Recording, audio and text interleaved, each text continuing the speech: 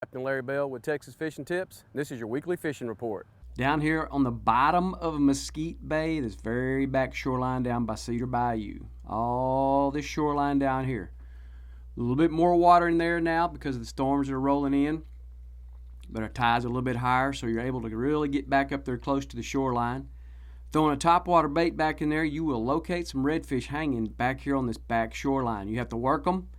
Continue to work it. Be patient with it. There's scattered potholes. There's good grass back in here. There's a bunch of good bait that's working back in here. Topwater action has been really good. If that doesn't work for you, get your paddle tail out, your burner shad, or the Marker 54 mullet run has worked really well back on this shoreline for redfish. Third chain again. All these scattered little islands that are right here. They're all nice broken up. Bunch of shell around those. Bunch of bait fish working around those. Get there early.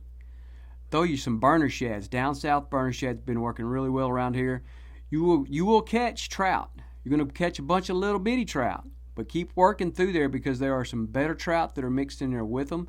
You may go through a few baits to get them, but just continue to work around these little islands. Work these edges. Work a little deeper water at some point. Just find your bait. Your fish will be there. Just keep with them and be patient. North Pass. All back up in here. Copano Bay. Back in here in Mission. Work this edge all around this area here, out here on this hard sand, all along in here. Slide up inside of here in Mission Bay. It's going to be kind of tough to wade. There's a bunch of shell that's on this right-hand side. You got mangroves there on the left-hand side. Throw your topwaters in this area. If you are going to jump out and wade this area, be real careful because it's mushy. It's real mushy back in there, so you may just want to stay in the boat. A little bit deeper area. I tell you one thing that's real productive, if you'll take some of those down south burner shads and put them under a popping cork and work those things, you'd be surprised the amount of production that you get off of that. That really works well for both trout and redfish. I know if there's been some good redfish that's been caught back in this area here by myself and some clients and other people as well, from what I understand. But this area all back in here, both sides of it, work all this stuff. Stay in your boat on this side especially because it's super mushy on that side.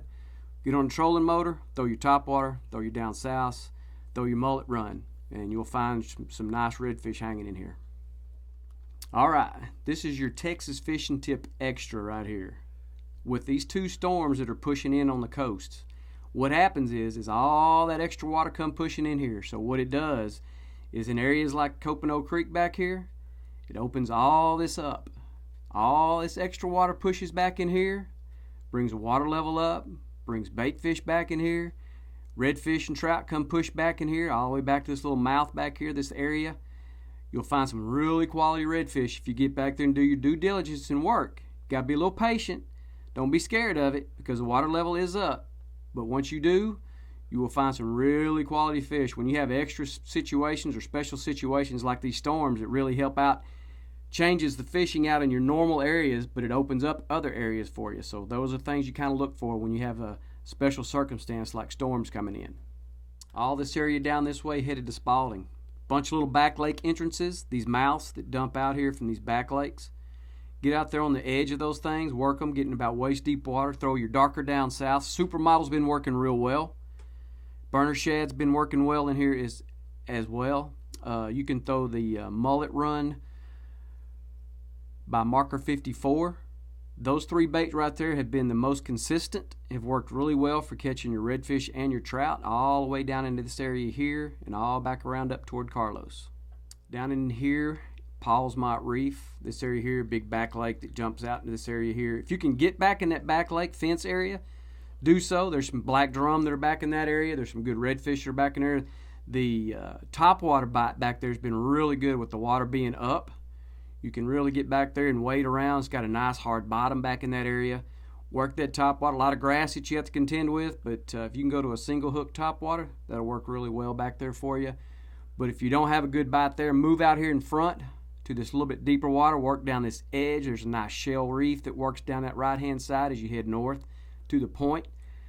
The darker down south supermodels and the burner shad have worked really well out there on that point there. As long as you got bait working along that edge, you're going to have an opportunity to catch some quality fish. For watching, I'm Captain Larry Bell.